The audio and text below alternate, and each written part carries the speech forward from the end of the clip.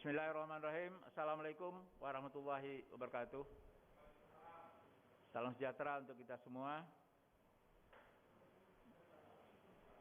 Rekan-rekan wartawan yang saya hormati, pada sore hari ini saya bersama Kepala Dinas Kesehatan Provinsi Riau dan juga bersama Dr.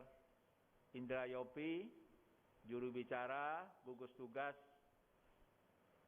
percepatan penanganan virus COVID-19, akan menyampaikan beberapa informasi yang terkini. Pertama, informasi pada hari ini di Provinsi Riau terdapat penambahan 4 kasus positif COVID-19, sehingga total di Provinsi Riau terdapat 20 kasus positif. 16 dirawat di rumah sakit, 2 sehat dan sudah dipulangkan ke rumahnya, dan 2 orang meninggal dunia.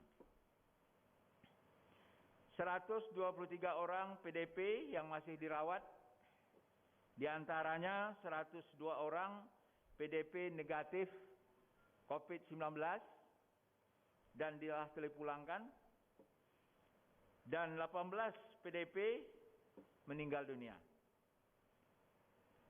Dan 12.874 orang ODP dalam pemantauan, di antaranya 19.015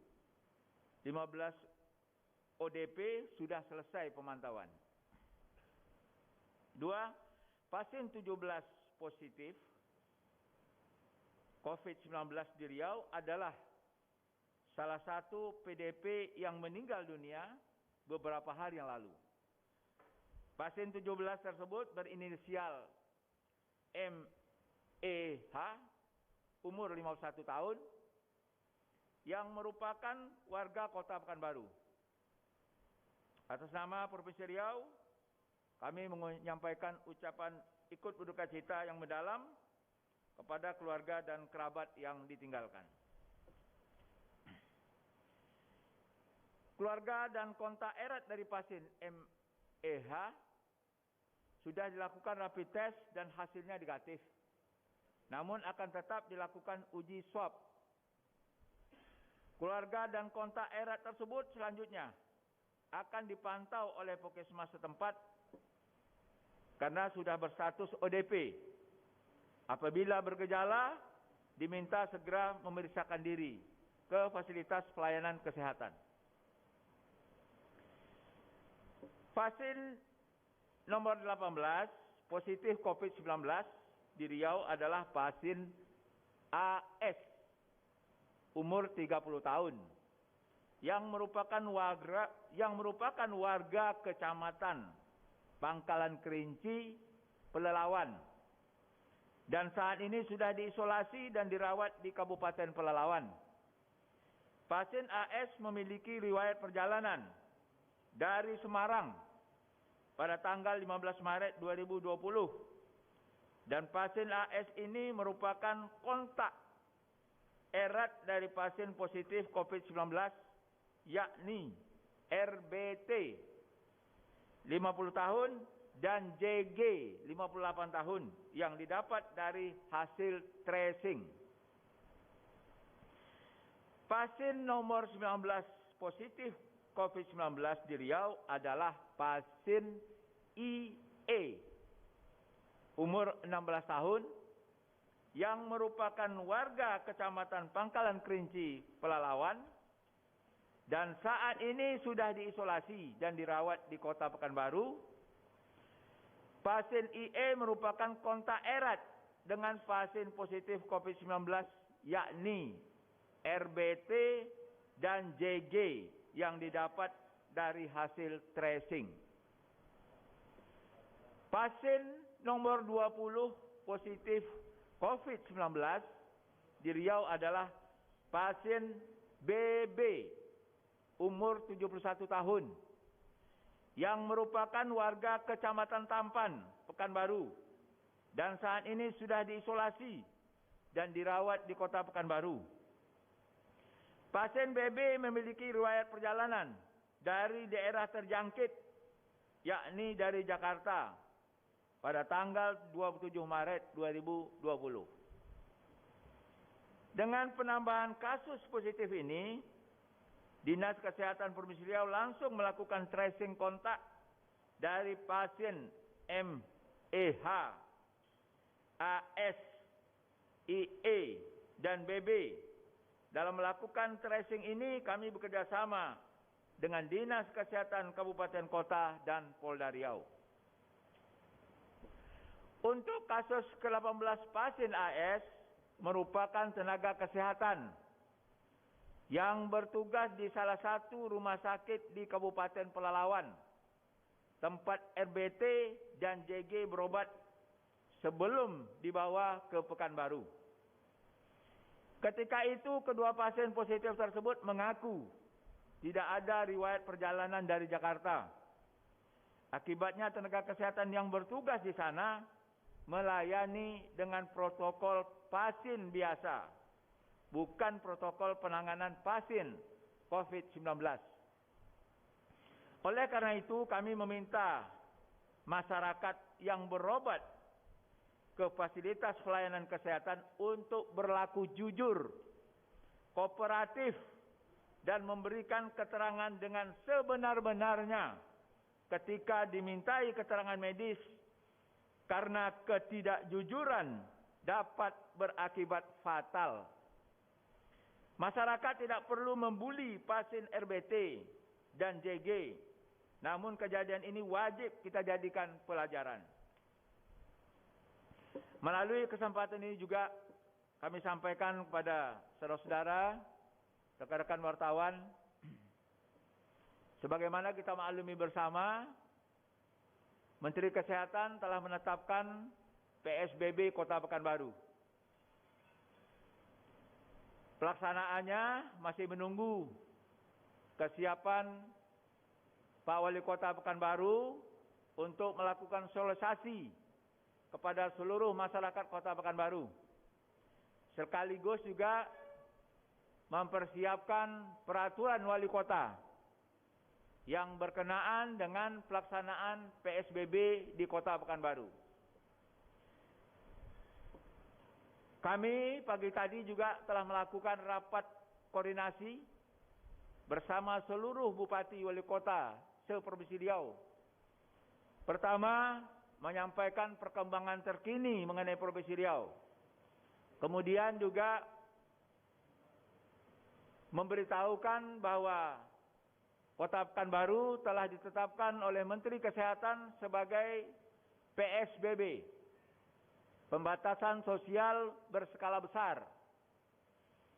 Karena itu tadi kami mengajak kepada kabupaten kota, pemerintah kabupaten kota, khususnya yang bertetangga dengan Kota Pekanbaru, seperti Pelalawan, Kabupaten Kampar, Kabupaten Siak, Kabupaten Bengkalis, dan Kota Dumai.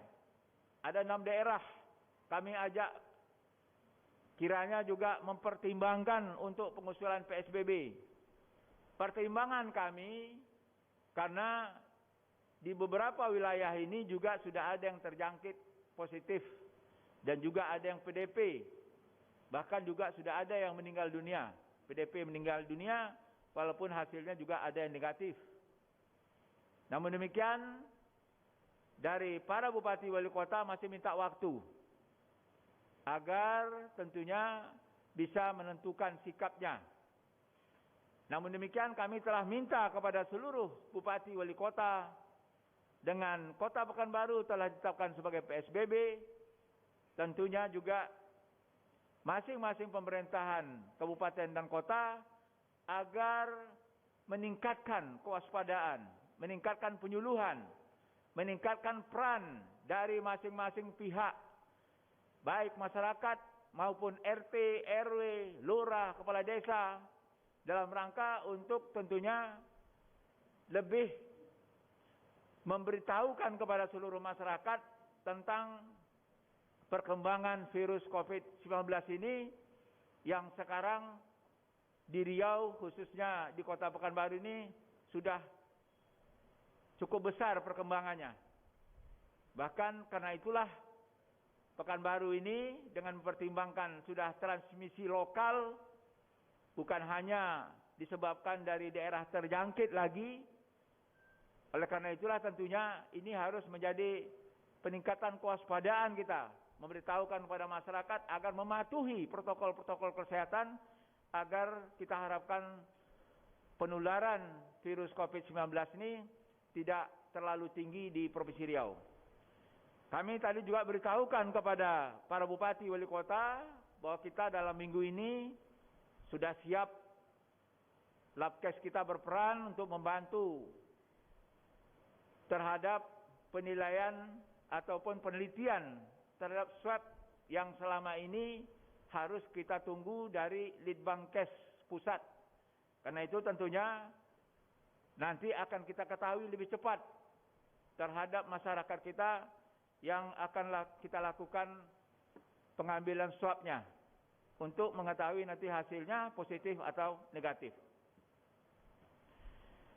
Melalui kesempatan itu juga kami sampaikan termasuk tentunya yang harus dipersiapkan paling penting adalah sembako untuk masyarakat yang tidak mampu dan masyarakat-masyarakat yang sekarang ini terdampak karena virus COVID-19 ini. Dan kami juga sudah siap untuk memberikan bantuan berupa uang tunai, bantuan langsung tunai sebesar 300.000 per kakak, yang ini juga sudah kami persiapkan untuk seluruh kabupaten kota di Provinsi Riau.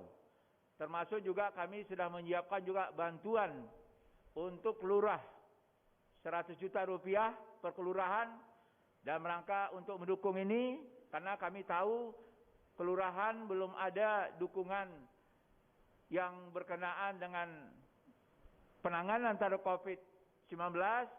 Namun kepala desa sudah diarahkan dana desa dapat dimanfaatkan. Karena itu juga lurah, kelurahan juga kita bantu 100 juta rupiah untuk membantu tentunya terhadap penanganan COVID-19. Begitu juga pada camat yang juga telah kita berikan anggaran 100 juta. Ini juga akan bisa dimanfaatkan untuk penanganan COVID-19 yang kita harapkan dengan adanya bantuan-bantuan seperti ini, harapan kami para pejabat, para petugas yang ada di lapangan lebih keras, lebih rajin, lebih disiplin, lebih waspada dan selalu mengingatkan masyarakat kita, baik menggunakan masker, mengatur jarak, selalu cuci tangan, dan sekaligus juga tentunya kalau ada tamu, ya kita harapkan juga selalu memakai masker, apalagi kalau keluar rumah jangan lupa menggunakan masker. Jadi terhadap hal-hal yang diharapkan kepada dukungan masyarakat ini kita harapkan kiranya juga menjadi perhatian dari pemerintah daerah kita maupun juga pemerintah desa, pemerintah kecamatan sampai ke level bawah. Terakhir, melalui kesempatan ini juga kami sampaikan pada saudara-saudara, Bapak Ibu sekalian, tadi kami sudah diskusi dengan Kepala Dinas Kesehatan dan juga Pak Dr. Yofi. Ya, Riau ini salah satu kota Pekanbaru sudah tergolong terjangkit, daerah terjangkit, zona merah. Jadi kalau sekarang ini masih ada warga kita mengatakan zona hijau, ini juga perlu nanti melalui media beritahukan pada mereka. Kita ini sudah masuk daerah terjangkit. Kalau daerah terjangkit tentunya kita harus lebih waspada. Wajar barangkali saya hari ini menyampaikan kepada seluruh pemerintah kabupaten kota bahwa kita ini jangan masih menganggap masyarakat kita ini zona hijau, belum apa-apa. Kita belum masuk tergolong daerah terjangkit. Sekarang sudah termasuk daerah terjangkit. Jadi asal nanti ada orang dari Riau, nanti misalnya sampai ke Sumbar, atau orang Riau ke Sumatera Barat, atau orang Riau nanti ke Jogja, atau orang Riau nanti misalnya ke Kepulauan Riau, pasti orang mengatakan dari daerah terjangkit. Oleh karena itulah harapan kami adanya peningkatan kewaspadaan, adanya kesadaran masyarakat yang sungguh-sungguh terhadap hal ini, agar penularan ini tidak begitu meluas terjadi di seluruh wilayah Provinsi Riau yang kita cintai ini. Terakhir, kami menghimbau kepada seluruh masyarakat Riau untuk tetap tenang dan jangan panik. Tapi saya katakan tadi harus waspada. Dan ini harus menjadi perhatian kita semua. Lakukan pembatasan fisik, physical distancing. Walaupun tidak sakit, belum tentu orang yang kita temui itu negatif COVID-19. Dan tidak menyebarkan virusnya. Maka pilihan terbaik adalah tetap di rumah dan hindari keramaian. Karena kenyataannya juga sudah ditemukan di daerah kita ini. Tidak ada tanda-tanda, tidak ada demam, tidak ada pilek, tidak ada batuk. Tapi mereka juga terinfeksi positif virus COVID-19. Ini tentunya harus kita waspadai. Bila harus keluar, gunakan masker. Lebih baik menggunakan masker kain daripada tidak sama sekali. Sesuai dengan imbauan kami nomor 96 tahun 2020 tentang penggunaan masker untuk mencegah penularan COVID-19. Rutin mencuci tangan, lebih efektif mencuci tangan dengan sabun dan air yang mengalir dibandingkan dengan hand sanitizer.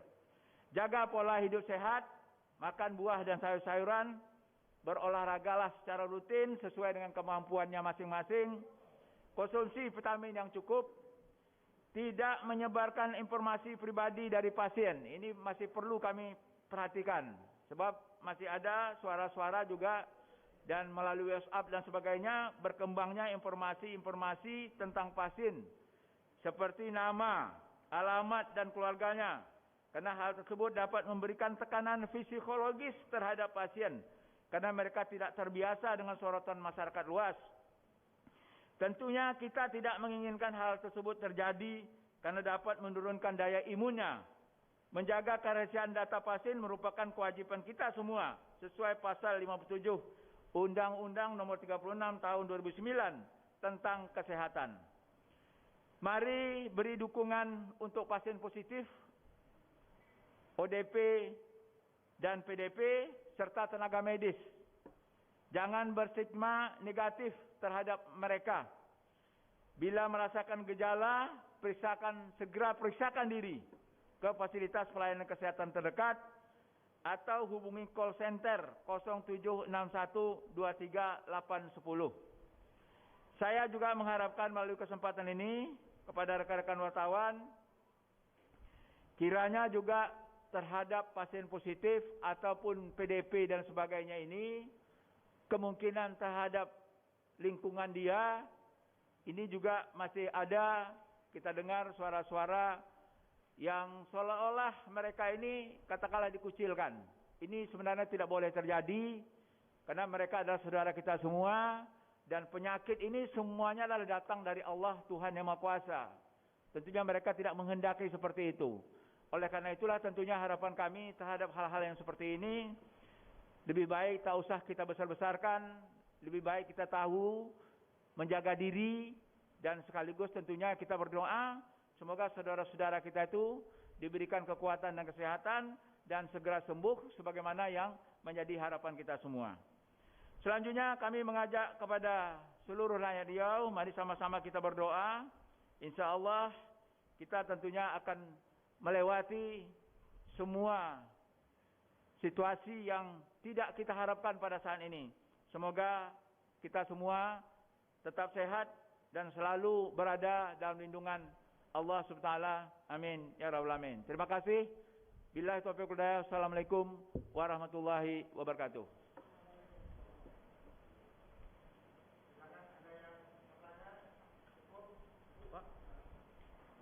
Izin Pak Gub. Assalamualaikum warahmatullahi wabarakatuh. Salam. Pak Gubernur, Pak Presiden Jokowi juga saat ini telah menginstruksikan Mendagri untuk meminta kepala daerah untuk memperketat pengawasan terhadap sembako Pak, kebutuhan pokok, menyusul adanya peringatan akan potensi kelangkaan sembako dari Badan Ketahanan Pangan Nasional Dunia. Nah, kita di Riau ini juga bakal menerapkan PSBB Pak dalam waktu dekat, dan kita tahu Riau juga masih disokong untuk memenuhi kebutuhan pangannya dari provinsi tetangga Pak. Persiapan kita sejauh ini gimana Pak? Sudah jelas ya bahwa berkaitan PSBB tidak mengganggu logistik. Tidak usahkan logistik berkaitan dengan sawit, angkutan-angkutan yang berkaitan dengan industri yang ada di sini, termasuk juga energi misalnya minyak, ya LPG itu tidak terganggu. Jadi itulah saya sampaikan tadi kepada pertemuan pagi tadi, termasuk di beberapa daerah juga sudah membuat semacam adanya checkpoint. Jadi walaupun kabupaten kota lain belum melaksanakan PSBB, tapi mereka juga membuat checkpoint, tempat untuk melakukan pengawasan. Khusus juga termasuk tadi berbatasan dengan Provinsi Sumatera Barat, Provinsi Sumatera Utara, Provinsi Jambi. Tadi sudah dilaporkan oleh para bupati. Tapi terhadap semua yang berkenaan dengan logistik itu tidak dilakukan pemeriksaan. Jadi tidak ada masalah, kendala kalau berkaitan dengan berkenaan dengan kepentingan sembako dan sebagainya. Pak Ibu, mohon izin. Ya, masalah alat kesehatan nanti yang akan dikeluarkan. Yang pertama kan sudah ada yang punya dinas peternakan. Nah, saat ini apakah warga Pekanbaru yang ingin mencoba atau yang ingin melihat hasil tesnya Pak sendiri, apakah bisa langsung ke sana atau saat ini hanya khusus untuk pasien saja gitu? Terima kasih Pak. Ya, kalau untuk sementara ini masih berkaitan dengan pasien, baik pasien yang PDP atau mungkin nanti yang berkaitan dengan tenaga medis atau mungkin juga pasien-pasien yang terindikasi. Nah, jadi kami tetap nanti rekomendasi dokter nanti yang akan kita prioritaskan. Assalamualaikum. Pertanyaannya 3. Yang pertama, ada penambahan jumlah PDP yang meninggal. Bisa dijelaskan Pak, apakah mereka statusnya setidaknya dari rapid test sudah ada hasilnya atau belum? Lalu yang kedua, yang dari pasien AS yang di rumah sakit, apakah selain AS, adakah yang tenaga medis yang lain diperiksa? Mungkin statusnya sekarang PDP atau bagaimana? Terus yang ketiga, karena tadi ada ketidakjujuran dari pasien itu sendiri, adakah terobosan dari Pemprov untuk melakukan tracing? Misalkan meminta dari kepolisian membuka GPS dari pasien tersebut, sehingga kalau GPS handphone tidak akan meleset. Assalamualaikum. Baik, khusus yang berkaitan tracing tadi, memang sudah melakukan kerjasama seperti itu, sehingga kami bisa mengetahui tentang riwayat perjalanan dari pasien dengan cara yang seperti disampaikan oleh rekan kita wartawan tadi. Jadi telah melakukan seperti itu. Jadi kerjasama dengan pihak kepolisian, bahkan juga kerjasama dengan Telkom agar nanti bisa kita tahu persis ya mereka ini dari mana. Cuman kan di dalam perjalanannya selalu sekarang ini kan gini, ini kan para dokter, para tenaga medis, kalau dia menerima pasien, kan selalu menanya pasien nih, pasien dari mana. Ini kadang-kadang juga ada ketidakjujuran, mereka tidak menyampaikan dia ini dari mana.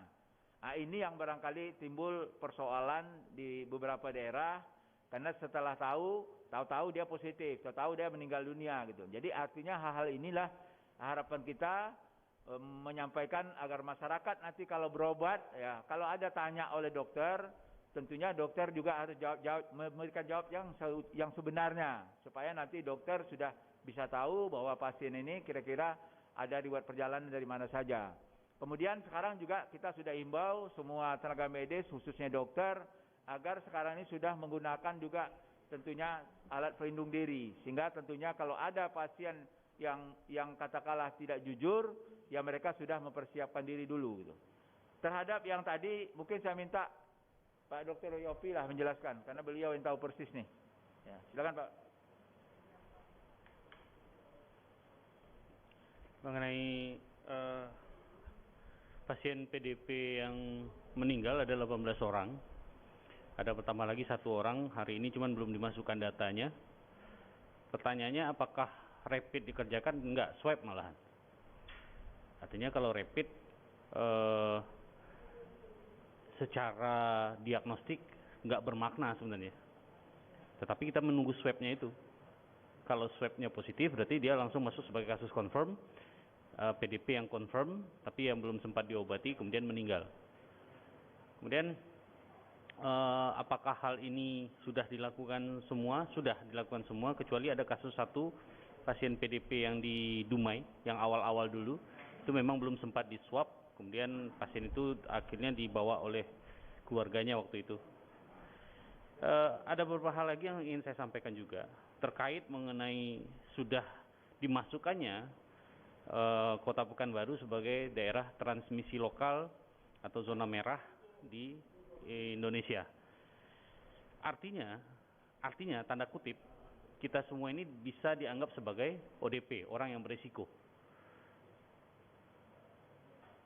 Artinya kalau kita sudah dianggap sebagai tanda kutip sebagai ODP, inilah yang paling penting. Inilah saatnya masyarakat, orang-orang sebisa mungkin melakukan isolasi di rumah.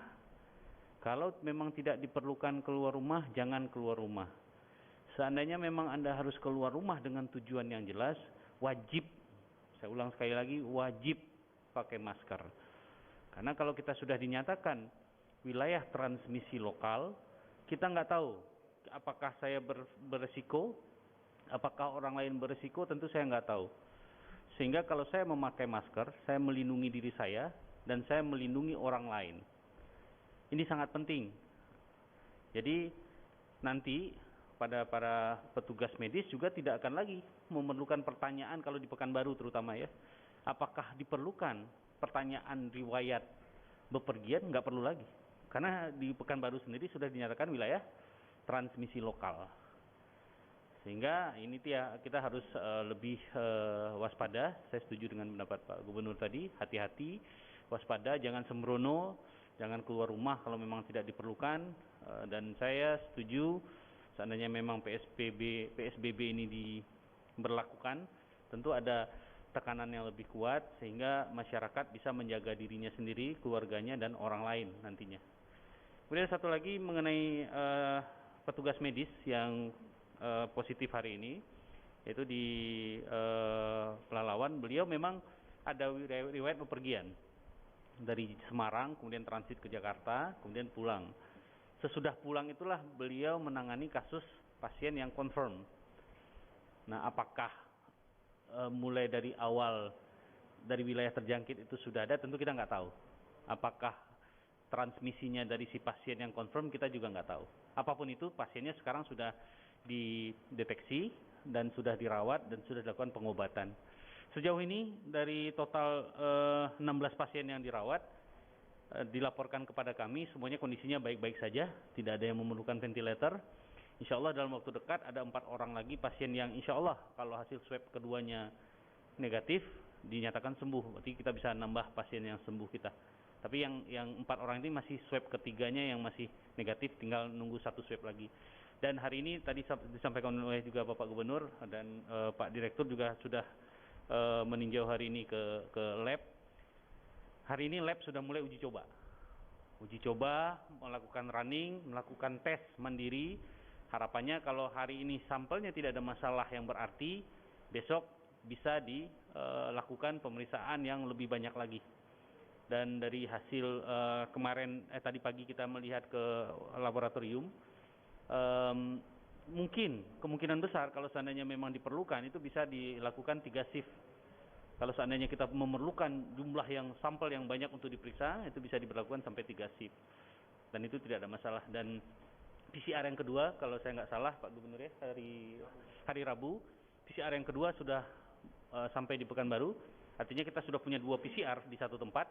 Nah, itu akan sangat membantu bagaimana percepatan dari pemeriksaan swab atau PCR. Mungkin itu saja yang bisa saya sampaikan. Dan sekali lagi tambahannya itu tadi, mohon pada masyarakat, sekarang ya dengan diberlakukannya kita wilayah transmisi lokal, Anda berbohong ataupun jujur, ya walaupun Anda batuk pilek, demam, ya Anda dimasukkan sebagai ODP atau PDP. Itulah itu maknanya ada tambahan ya hal positif dari kita dinyatakan wilayah transmisi lokal. Kita nggak lagi memerlukan orangnya bepergian dari mana atau dari mana, kita nggak perlu lagi itu. Selama dia berobat di Pekanbaru, kita menganggapnya sebagai ODP. Terima kasih. Assalamualaikum warahmatullahi wabarakatuh. Satu bang.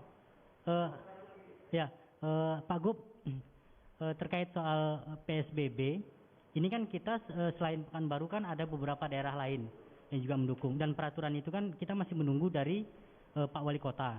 Nah, Pemprov Riau punya nggak Pak, misalnya gini, semacam rekomendasi beberapa poin yang itu juga nanti harus dimasukkan ke dalam aturan-aturan yang bakal dibuat oleh kabupaten kota ini Pak, terutama untuk misalnya pembatasan jam malam dan segala macamnya Pak.